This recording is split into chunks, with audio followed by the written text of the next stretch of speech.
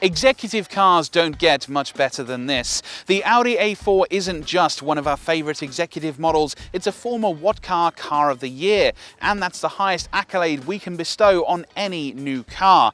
Now, if you're in the executive car market, the A4 badge is probably familiar to you, whether you're a company car driver or a private buyer. It's a common sight on UK roads along with its main rivals, the BMW 3 Series, Mercedes-Benz C-Class, and increasingly the Jaguar XE as well.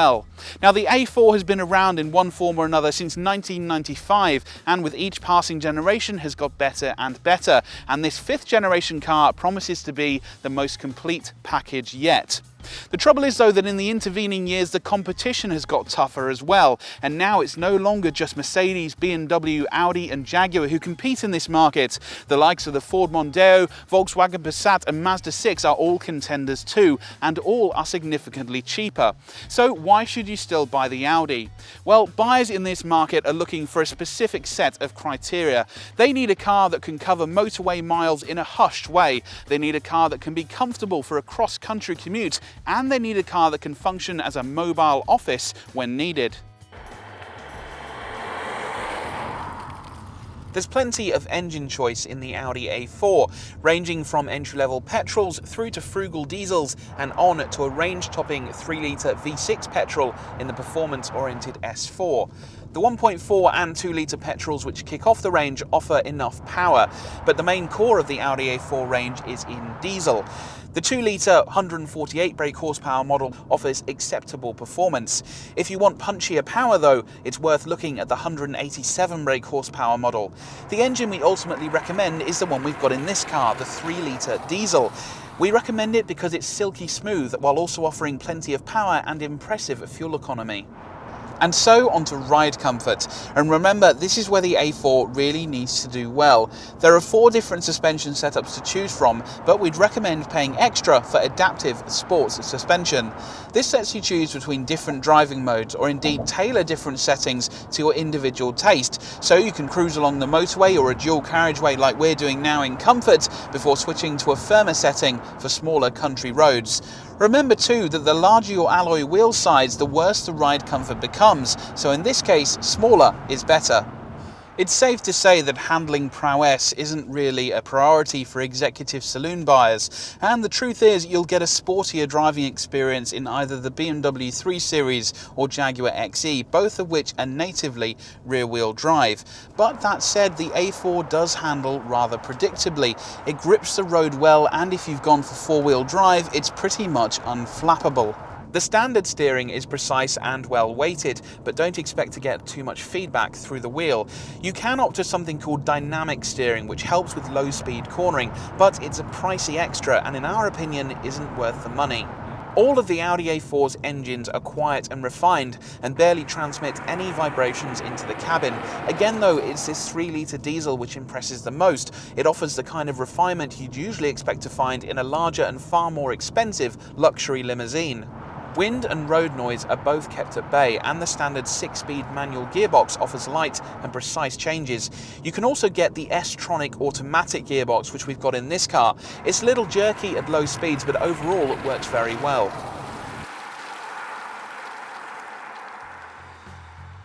The interiors of modern Audis are pretty much in a class of their own. Even among other premium saloons, there are few which can match the same sense of comfort and luxury as is on offer here. There are plenty of soft touch materials on display, and you'll have to look pretty hard to find any hard touch plastics. Now, most drivers will be able to get comfortable behind the wheel very easily. There's plenty of adjustment both in the seat, and this steering wheel adjusts for reach as well as height. We would recommend though opting for adjustable lumbar support to help ward off potential back problems on longer journeys. Looking out through the windscreen, there's a great view of the road ahead, but as is the same with many modern saloon cars, it's a different story looking out of the back window. Now, fortunately, every A4 comes with reversing sensors as standard, and you can pay extra to have front sensors and a reversing camera if you wish. The priciest options will also park the Audi A4 for you and also offer a 360-degree view of your surroundings. You can choose from SE, Sport and S-Line trim levels in the A4.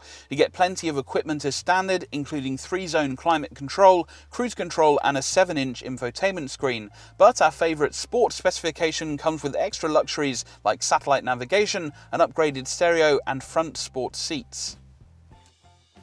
One option which is well worth considering and which we've got fitted to this test car is Audi's virtual cockpit display. This replaces conventional dials with a 12.3-inch customizable digital screen, and it puts all of the relevant information, including the full satellite navigation display, right in your eye line. You can scroll through the different menus using buttons on the steering wheel, and the different screens show you the car's trip computer, radio and media information, your phone directory, and of course the satellite navigation. You can also use these buttons on the steering wheel to control just how much of the screen is given over to things like the map. Now, of course, you also have the central infotainment screen, and the two work really well together. You can have the map on both screens, or you can have the map on the screen in front of you, and then radio or media or telephone information on the central screen. This rotary dial also has a touchpad on top of it, which you can use to spell out things like postcodes, addresses, and even radio stations using your handwriting. If you navigate to a menu in here, you can type using your hand. There you go, it's already found Kiss FM, and we're listening. Now, like any executive on the move, you've probably got a lot of devices to charge up. No problem, because looking under the A4's central armrest, you'll find 2 USB ports and an auxiliary in socket. So plugging in your phone to here will not only charge it, but the A4 can also support Apple CarPlay and Android Auto. And if your phone supports it, there's also a wireless charging mat in here as well. And there's also a 12-volt socket down the front here, which you can charge other devices if you have one of these handy adapters. And if you're carrying children with you, there's another 12-volt socket in the rear. If you're into in-car technology, then it's worth looking at Audi's optional technology pack, which replaces the standard infotainment screen with a larger 8.3-inch screen and also gives you a 10GB hard drive to store all of your music. Now, Audi's MMI infotainment system is among the best. It's easy to set a route in the sat-nav and the map is very detailed. It's not quite as slick to use as BMW's iDrive system, but is well ahead of the likes of Mercedes-Benz and Jaguar. There are plenty of storage options in this Audi A4. Each door bin will carry a 1-litre bottle, and there's also cup holders here in the centre console. In addition, there's space underneath the central armrest, and there's a large glove box on offer too.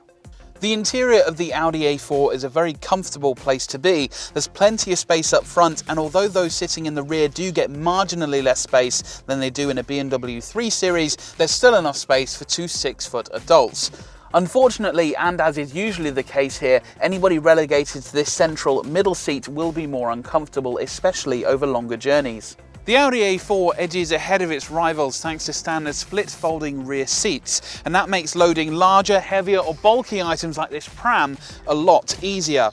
Now, as with any saloon, the actual boot aperture is quite narrow, and that's because of the saloon body style, but there is still more than enough space for a couple of suitcases or for a large weekly shop. And if you do find yourself needing more space, then there's also the A4 Avant Estate to consider too. When it comes to buying, it's not just list price that's important. The A4 and its kin are very popular as company cars, and there it's CO2 that dictates how much tax you'll be paying. The most efficient version of the A4 is badged as the Ultra, and it emits just 99 grams per kilometre of CO2, and that's competitive against rival cars from BMW and Jaguar. Now, if you go for the automatic gearbox, which is an option, then that number rises very slightly, but even the more powerful 2-litre diesel emits just 105 grams per kilometre. Again though, it's this 3-litre diesel engine which really impresses. If you stick with front-wheel drive, it emits just 109 grams per kilometre, and its impressive real-world fuel economy means you won't be spending too much time at the pumps either. As you'd expect for private buyers, list prices on the A4 are matched very closely against the BMW 3 Series, but it's also good news when it comes to selling, because the A4 is predicted to hold on to its value very well by executive saloon car standards. Now, every car gets automatic emergency braking and 6 airbags as standard, and Euro NCAP has already given the A4 its top 5-star mark for safety. The Audi A4 is one of the very best new cars on sale. It's hard to fault in almost every area and impresses whether you're a private car buyer or company car driver. The 3-litre diesel engine we recommend is smooth and responsive, and our favourite sport trim level gets you plenty of goodies inside. Be in no doubt that if you want to buy the very best executive car around, look no further. To find out more about the Audi A4 and see our full online review, head to whatcar.com.